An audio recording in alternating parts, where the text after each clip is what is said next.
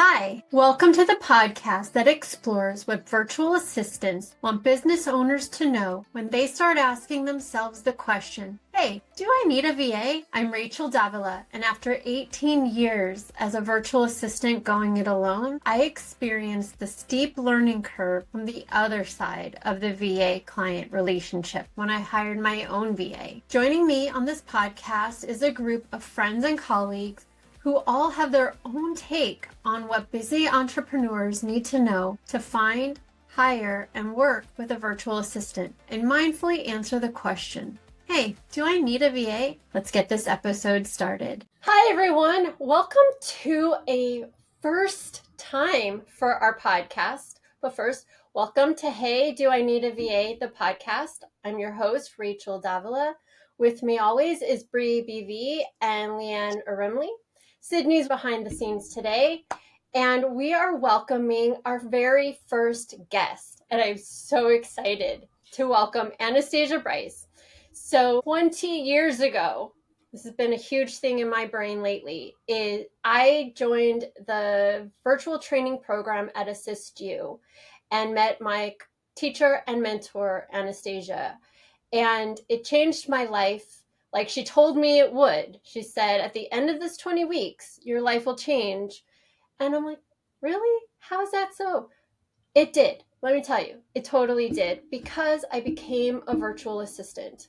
Not just the skills of doing it, but the mindset of it, a business owner, somebody who could step into a client's business and help them grow and change and expand. And it was amazing. And I am so grateful to have found AssistU 20 plus years ago and to have gone through the training program. And you guys, it was a 3-day exam.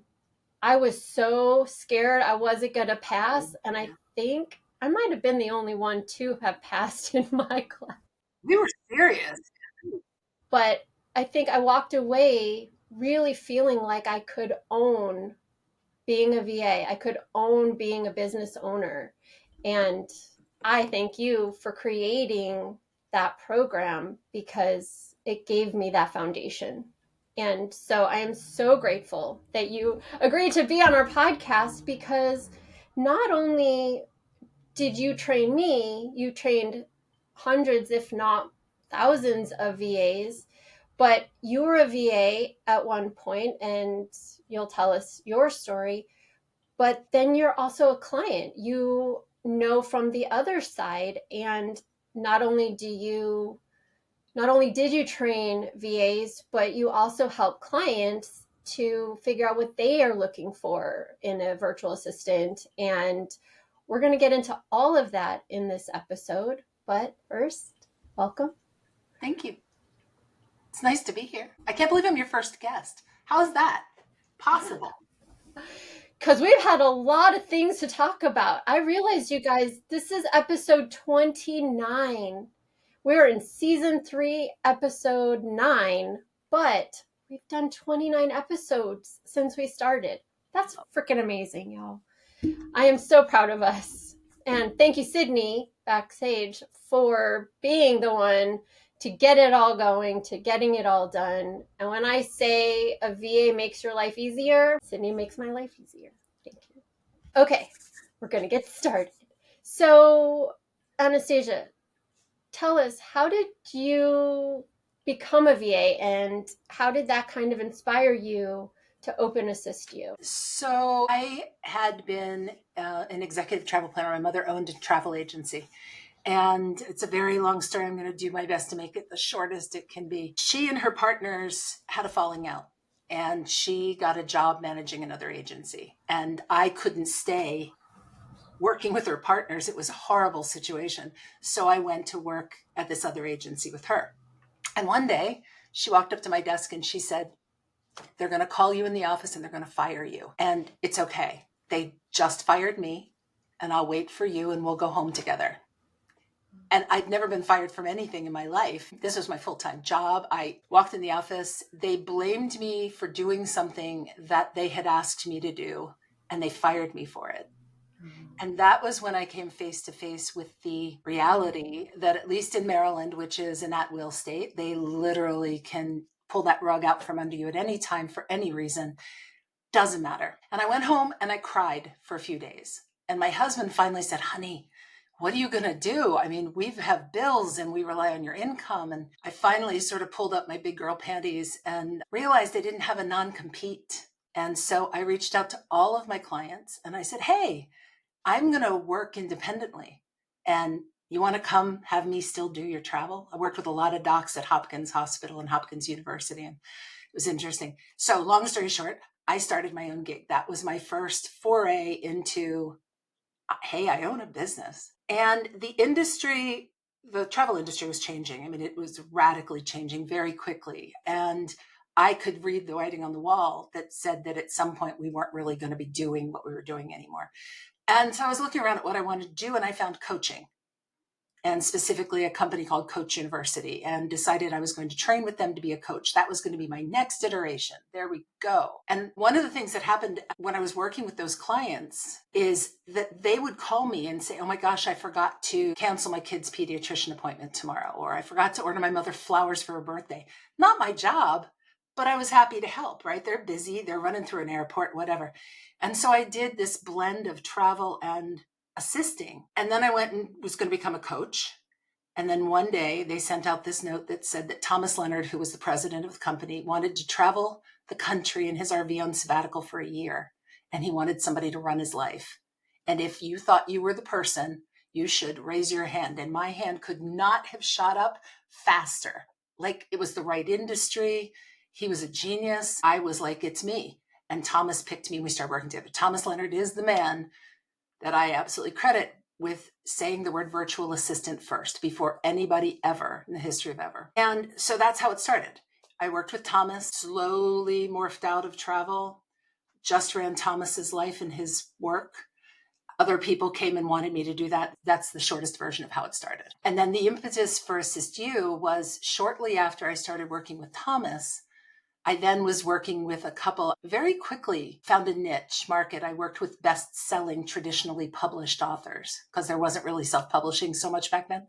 And through them, I started getting all kinds of really great media attention, which was swell.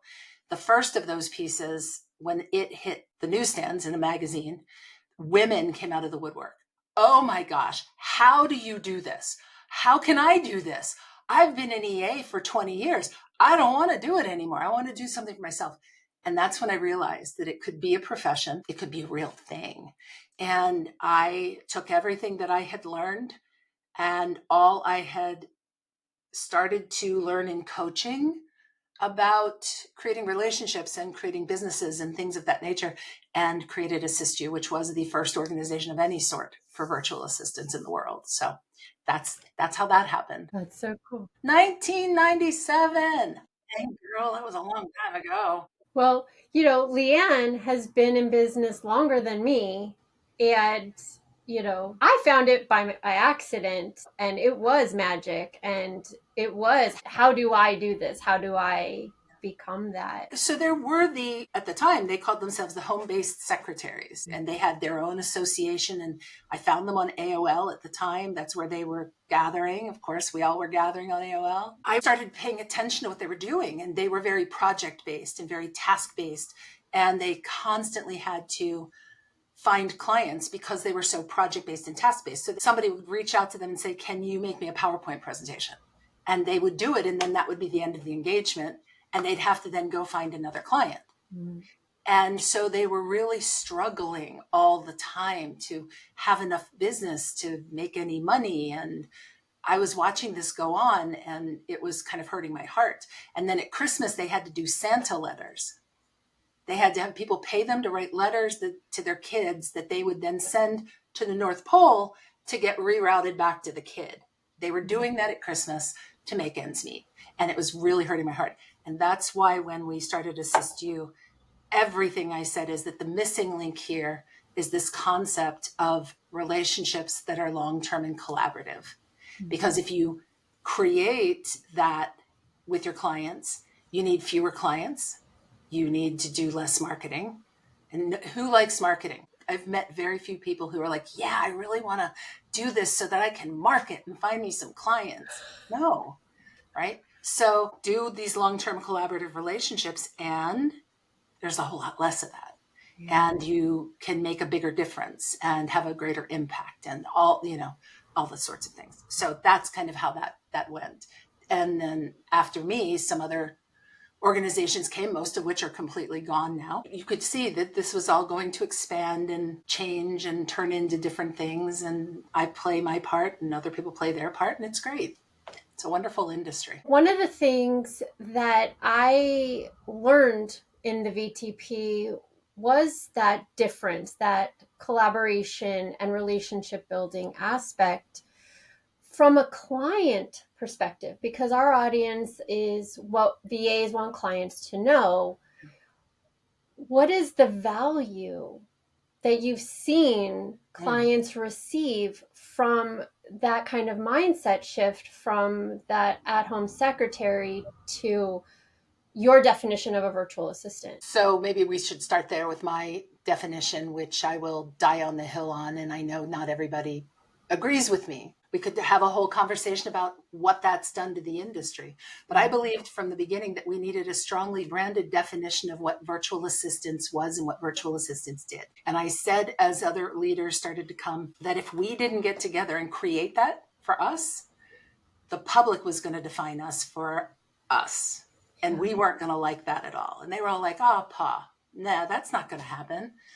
And of course, it's exactly what happened. That's why you have ask 15 people what a VA is. And if they even have a clue, you're probably going to get 15 different opinions, right? It makes it very hard for us to have gained any real footing out in the world in a cohesive sort of way. Anyway, my branded definition is that VAs are admin and ops professionals who work in long-term and collaborative relationships with their clients who can be down the street or on the other side of the planet. That's the simplest version of that definition. And when they start talking about specialties, I say, well, that is their specialty, admin and ops. It's what they do. But of course, now we have VAs that are techie VAs and VAs who are social media VAs and VAs who whatever. And then you've got the gig workers who will do whatever you ask them to do for next to no money. A lot of clients do come to us and they don't necessarily know, right? They're coming to us because they've been told a VA is a $15 VA or overseas outsourcing, or, oh, you can do this for me. Okay, I adopted your definition of a VA from the VTP, right? A VA is a business owner who works with other business owners to do the administrative work. You know, they're a 1099 contract, not an employee. I spend a lot of time in teaching, educating, motivating clients to think not in the short term, but in that long-term viewpoint. What's the value? Yeah. First of all, if you're working with another business owner, someone who actually sees themselves as a business owner, that's a total mind shift from seeing somebody who sees themselves as just a person who's going to do some tasks for you. I've met so many people who want to be VAs or do VA work who literally will say, I don't own a business. What do you mean? I'm just doing some work for these people and they're paying me. And that tells me a couple of things. That tells me, A, they don't know the foundation of their business. B, they're probably not going to be around very long. C, they aren't profitable. I could pretty well, to a man, guarantee that. And that's problematic. As a client, if your VA isn't all of that, why would you invest your time and energy in creating a relationship? Why? So I've had 3 VAs that were my right-hand person. The first one was my VA for a few years, and then unfortunately something happened that I had to let her go. Her life was changing. Things were getting in the way of her doing a good job, and she caused a major challenge that I couldn't let go. My second VA was my VA until she retired. And when she retired and told me, I thought the left half of my body was being cut away, because she had all of my history and the institutional knowledge. And I could say to her, Marie, do you remember when and she'd say, yeah. And then she'd remind me of the thing we did 6 years ago. And my current VA, she has only been my VA for about a year. but it has been wonderful and seamless and all kinds of things. And I expect that she'll be with me until the day that I decide to stop doing this. So value, just the history, how much more the VA can provide to you in your work and in your life when they hold all of that, as opposed to just knowing what they did on that PowerPoint presentation, or they only know one aspect of your work, et cetera, et cetera. That's where I stand on that. I don't think I would ever retain the services of any VA who did not absolutely know that she owned a business and behaved the way that she should because she owned a business. Also, another value. I have seen so many times when the VA's standards, if she has high standards for her business, rub off on the client. And that is a huge value because one of the things I've always noticed and always seen in coaching, with the exception maybe of me, I don't know anybody who gets into business to run the business. What I mean by that is you get into business to offer something, whether that's a coach offering coaching, or an author who wants to write a book, or a VA who wants to offer VA services. Most people don't love all the things that go into running the business. I mean, we may love running businesses for other people, and we could also hate doing all the stuff that we should be doing on the back end of our own businesses. But there's a value there when the other person is doing them and the client can learn from that and grow from that. And the VA can say, you have no standard operating procedures. What the heck are you doing? You're flying by the seat of your pants. We're going to fix that. The client may not have ever known that there was a reason to have them, right, or have access to them. I have, can I tell a quick story? It's just really great one. So in addition to what I do to help clients connect, I also I'm a coach. And sometimes clients come because they want coaching, whether they just want a single session, they want to work with me longer term. But this author came, she needed help. She had a VA who'd been her VA for a really long time. Author lives on the West Coast, VA lives on the East Coast. VA is 70 years old. Mm-hmm. And the VA has been sick. And the question is, what do we do? And I said, well, is she planning to retire? Is she okay? Is she coming back? I mean, is it like a cold sick, or is she really ill? Oh, no, she'll be back. I said, okay, so where are all of your business documents stored? She said, what do you mean? And I said, all the things, the procedures and policies and passwords. She said, oh, they're at her house in Virginia. And I said, so what I would offer you first is get them, put them someplace where you can access them. Her husband was on the call with us, and he said, are you suggesting that she handle her own stuff? I said, no, I'm suggesting that she have access to it, because right now she doesn't. And if your VA doesn't come back, what are you going to do? And they fired me for saying it. She did die. She ended up dying. And I'm like, fly to her house? I don't know. What do you do? Does she have kids that can help you get it? She didn't make sure that the client was in a better position for her being in her life, which is another thing. Of course, we all know we want our clients to be much better off with us.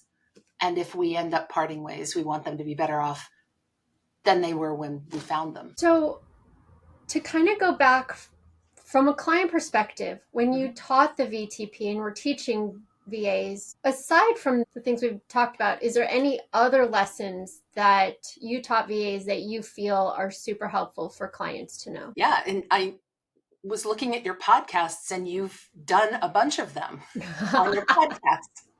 Like clients should depend on a VA, but not be dependent on a VA. We taught that. You did interviews are like dating, which is, I have this long interview process that I taught. I'd still offer it to my coaching clients, but that prevents clients, and the VA for that matter, from ending up what I refer to as like a quickie Vegas wedding that you want to have annulled in a few days. Working with you want proactive clients instead of reactive clients. And I don't know if you talked about it in that episode, but my concept of, really calling shotgun in your client's bus. So I believe that clients have, metaphorically speaking, a super blinged out rock star tour bus that is their business. And they drive it because who else should really drive it? Right. But they should give their VA the shotgun seat so that the VA is sitting up front and can see all of the same things that the client's seeing out the window, right?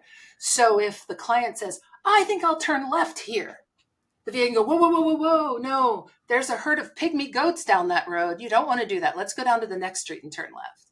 Whereas if you don't let the VA be in a proactive position, the VA is sitting in the back of the bus and you make that hard turn and all she can do is come running up and say, what are you, wait, what are you doing? Slam on the brakes. We can't go. Not fun for anybody. One of my standards, I don't work reactively. I refuse. If somebody wants me to work reactively, they can go find somebody else. It's not helpful to them and it's not going to be good for me. So it's not what I'm going to do. So that is a good one. I think clients could hold on to. They should drive their bus, but they really should let their VA be their right hand and let them in on everything. Let them see all of what's going on so that they can bring their abilities, their expertise, their smart thinking, whatever, to the party. You did one about fit. I always say to clients, skills can be learned, but fit can't be faked.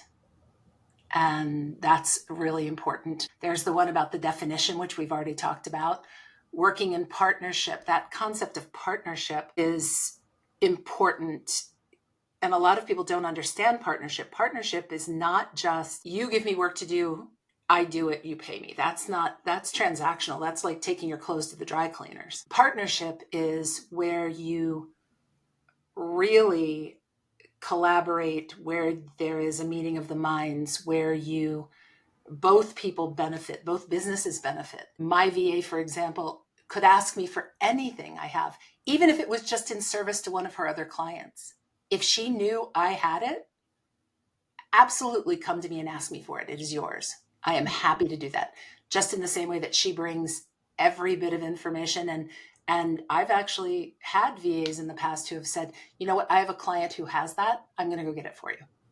So partnership really has to be two equals, not here's the work. Okay, I did your work. Here's your money. That's another one. The calling your own shots, being a business owner, calling your own shots, not acting like an employee. And of course, one that is super important to me, and Rachel, I know you know this, is having really high standards. And I would say that for the client too, right? It's really important. You have high standards, your VA should have high standards, then you fit. And now what you've created is something really magical. Be profitable. That goes in both directions, right? You want the clients to be profitable for obvious reasons, but the clients should want the VAs to be profitable so that they're around long term. I really often think that anything I could say to the VAs, I could literally turn around and say to the clients. Fair. Because we're talking business concepts and business foundational items. We just show up with different skills, right? Like a coach is coaching, a VA is VAing, but we're business to business. Yeah. I have a story. It's the goat eagle story. I don't know. Have you done that, Rachel? It shows up in as doers versus collaborators, employee minded versus business partner minded VAs. Yeah. So what I'll just say about it is basically the eagles are more management, strategy, watching out over the whole landscape, making sure everything's going well for you, oriented. And the goats are the people who will chew anything you put in front of them within 4 feet. They can be amazing goats. They should be amazing goats, but they don't want to do the other stuff. And eagles would be incredibly bored doing task work that they just get fed all the time. And I've learned over time that in general, and just making a huge generalization here, VAs end up in one of basically those two pots. But here's the thing for the client. If the client doesn't have somebody that's like an eagle, the client has to be his own eagle. And again, did the client get into business to do that? No, he did not. He got into business to do whatever. And if the eagle is going to be eagling, then really there need to be other people to do the task work. The eagle can do some of it. And we have a hybrid at AssistU called a geagle. A geagle. Either a goat that has some eagle tendencies or an eagle that really likes to get her hands dirty. Yeah. So either way you look at it, it's sort of a hybrid in certain ways. And I'm happy in that middle place. I'm happy as an eagle, but I also have no problem getting my hands dirty whatsoever. I love it. It would make me crazy if I couldn't actually do some of the things, right? Like, I don't just want to use my brain. I think a lot of them come and they think they need the $12 VA, or they need these tasks done, or they've got this laundry list of things, but they don't realize that if they don't have the person that is managing all of that, that they have to do it themselves. And they're not good at it. It's not their skill. Their skill is coaching or writing a book or whatever they're doing over there. So in one of our episodes, we talked about where do you find a VA, and AssistU Registry was one of the resources that I shared in this on our resource page. So can you tell us a little bit about the registry and then your offering of Registry Gold? Yeah. So the registry is a free service. It is a DIY service. They are able to come to AssistU and fill out a fairly detailed questionnaire, which then goes in front of our VAs who have very high standards around their own businesses and who they're looking for. And they self-select. If they're interested in talking with this person more, they respond. If they're not, they don't say a word. Nobody at AssistU is allowed to reach out to a client that they don't think could possibly be a really good fit, or someone that they don't, if a client has said, I need help with these 90 things, if the VA doesn't have the skills to do the vast majority of them and a ready plan to get the rest of them handled, she can't answer. So there are very high standards around how these people get responded to or not. Registry Gold is a do it with you. It's a service that I offer where I take them through that same process, but I work alongside them. We go over the questionnaire because they don't know how to fill out a question. That's the other thing. Have they ever done that? No. Go over the questionnaire, make sure that what they're asking for is realistic. And if it isn't, we talk through that and change things up. And then I actually walk them through talking to the VAs. It's really created to keep them smart in the search process. And if we don't happen to have a VA who's in, that turns out to be wonderful and perfect for them, then I also have, other ideas that I share with them about where they can continue the search, because they've already got the bulk of the stuff they need to go do it, right? Yeah. So that's the registry and Registry Gold. There's also, as I said, there's coaching. They can also get coaching if they just want it. If they have questions before they do the search, they can also get in and have a conversation with me about that. Clear up some things in their own minds before they go off and try to do it on their own. Putting on your client hat, what do you wish you would have known when you first made the transition, and how has that changed how you support clients starting their journey to hire a VA? It's really a hard one. I mean, you're asking me to think back decades, right? Like, what did it's hard to think of what I wish I'd known now that I know all that I know. Yeah. I could say I wish I'd known all that I know. Right? No. Okay, here we go. I wish that there had been resources for me to reach out to. I wish that there had been a, hey, do I need a VA podcast? I wish that there had been an Anastasia Brice back when I started. I wish that there had been somebody to help guide me to do this well, because it also breaks my heart when clients don't do it well and then they think it was the VA's fault. Yeah. And we all know, probably whether we've experienced it ourselves or we've seen it with other people, that it takes two to tango, right? And yet what you end up seeing out on the interwebs is, oh, I just got rid of a really crappy VA and she did this and she didn't do that. And I bet if we dove into that story a little further, there'd be a whole other side to that, that the public doesn't really get to see. So I wish that there had been more resources when I started, so that there was less of me figuring it all out on my own. Well, I'm glad we're here to be that resource for our listeners. So yeah, me too. Bree, Leanne, do you have any questions? Go for it, Bree. Oh, I was going to say, I feel like you guys covered a lot of it. I think what you've done is incredible. I think that there's a lot of really good value in what you're saying. I feel like I'm an eagle that likes to be a goat. I'm like, oh, I can see where that happens. And then, yeah, I love the way that you describe the client and VA relationship and all the different aspects that you bring in can relate to so much of what you're saying. And it is a lot of figuring it out as we go. And we all don't know what we don't know, right? So where can we get the resources to help support them finding the right fit or seeing the value and what they might want to look for? Because it's a journey on both sides. Absolutely.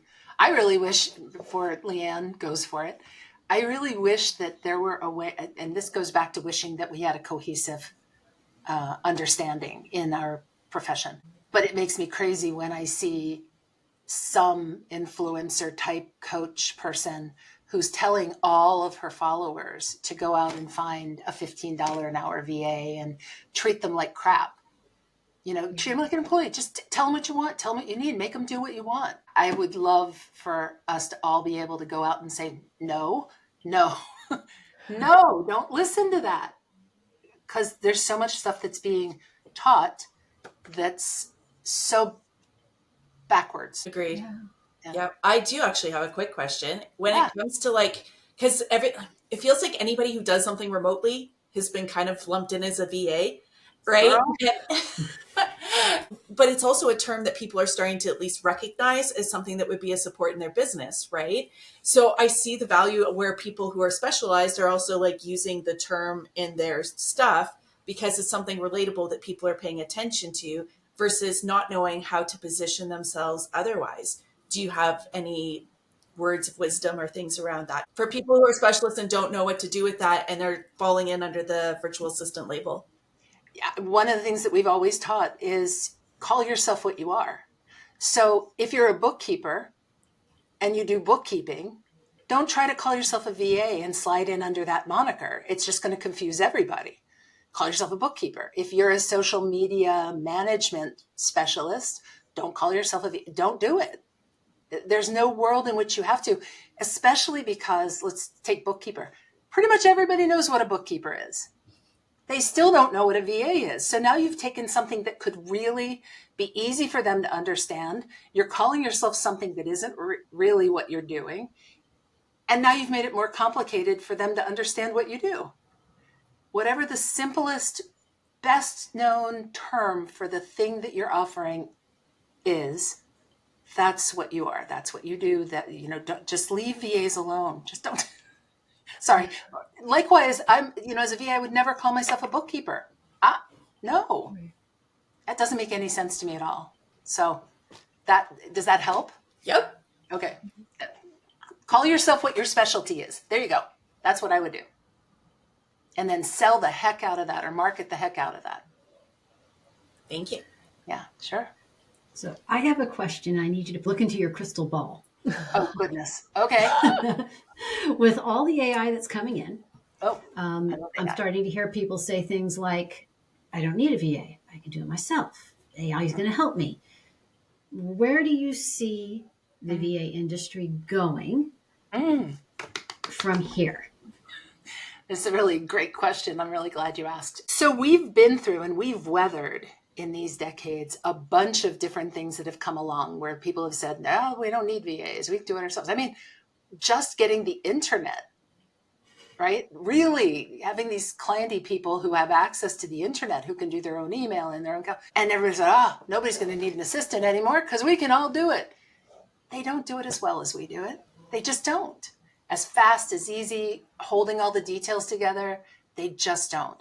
And again, they didn't get into business to do those things. So we've weathered so much of that. I believe that the VAs who will likely have a problem because of AI are the ones who are more task oriented, who want you to just feed them things. Because if I can say to you, hey, find out what it costs for me to take the train from Baltimore to New York next Thursday around 12 o'clock, right? I can write, if I have to tell you that task, like that specific task, and then I have to stand over you while you do it to make sure you've given me what I really want, I can write a freaking prompt in AI that'll do that for me. And I can have my answer in about 14 milliseconds. You know what I mean? It's like that. Daniel Pink wrote a book years ago called A Whole New Mind. And if you've never read it, I really could not suggest it more. It's one of those evergreen, amazing books that will be perfect for the rest of time.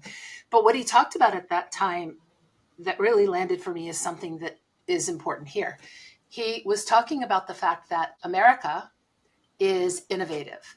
And what he said is, at the time, you need to use your mind. You need to be a knowledge worker.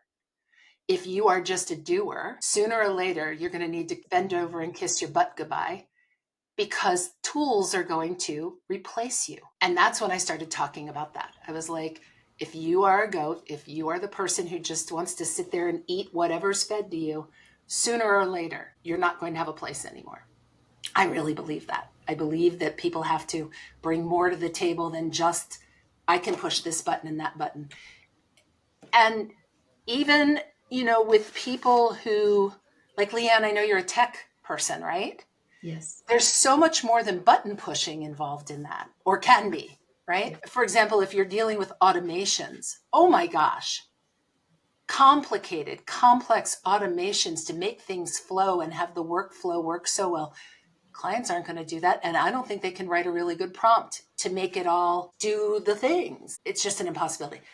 So it's the humans behind it who understand how the AI works, who maybe can use AI to help themselves, that will also, I think, continue to thrive. Whereas everybody else will just go the way of an AI prompt, a really good AI prompt. How do you see it? I agree with you. You and I started in this industry at the same time. I literally became a VA in 98. So I've seen fax machines go away and, email come up and websites and all this stuff. So I've seen the ebb and flow, but AI seems to be a little bit different because it seems to be, or it's trying to be more like a human.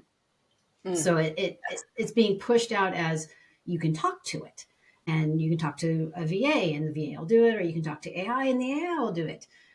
So I wanted to hear what you were thinking, what's going to happen to the VA industry if 10 years down the road from now, you can literally talk to the AI and it literally does exactly what the VA does. In theory, it could hold all the information in their head too, just like a VA. So it could, and maybe we'll get there, but I don't see that happening in the next few years. I think that is, if that's a possibility at all, that's way further down the road, and we've weathered so much that I just keep thinking that the people who are willing to adapt will survive, and the people who are not willing to adapt will not.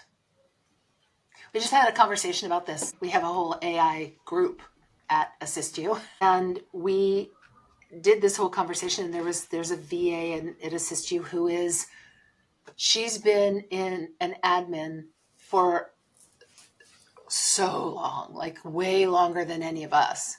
And she still likes to kind of kick it old school. She's the girl who still wants to make phone calls for people. And I'm like, no, I don't want to make phone calls. And she's starting to get worried because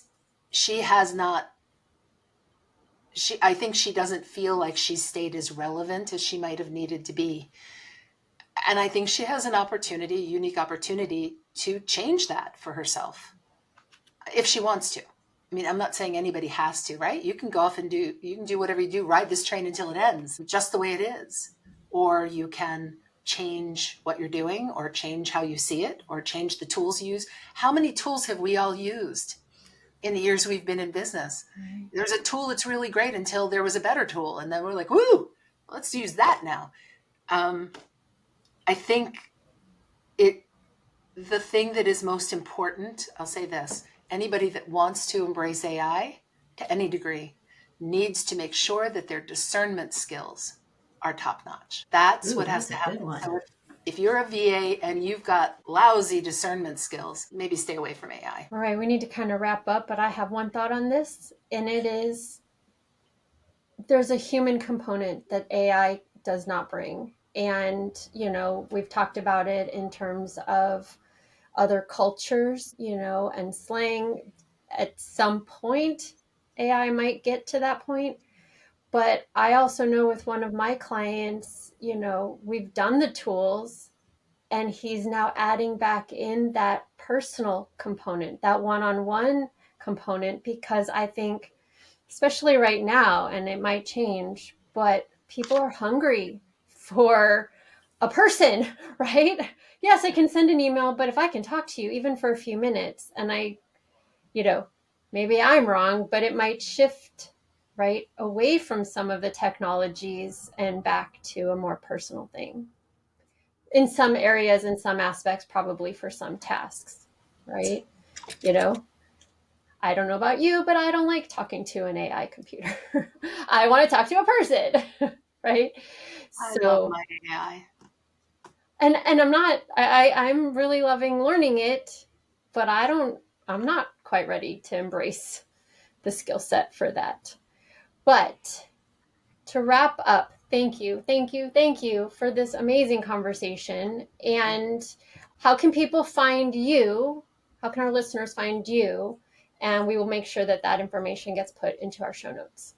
Thanks. So for clienty people, it's workwithava.com, or they could just go to AssistU and click the link that says, if you want to work with a VA. And otherwise, it's AssistU.com. If they're looking for me, it's AnastasiaBrice.com. I'm Anastasia Brice anywhere you want to look for me. Thank you. Thank you for being here. Thank you for sharing your knowledge. Thank you for joining us today on this episode of Hey, Do I Need a VA, the podcast. If you have any questions about anything you've heard today, please email us at heyvapodcast@gmail.com or use our links that are in the link tree, and we will make sure to put Anastasia's information in the show notes. Take care. Have a wonderful day. Thank you. Thank you for joining us on this episode of Hey, Do I Need a VA, the podcast. If you found this episode helpful, please leave a like, comment, or review. And feel free to join our Facebook group, Find, Hire, and Work with a VA, for more tips and tools. If you have any questions, please email them to heyvapodcast@gmail.com. Thanks. We'll see you next time.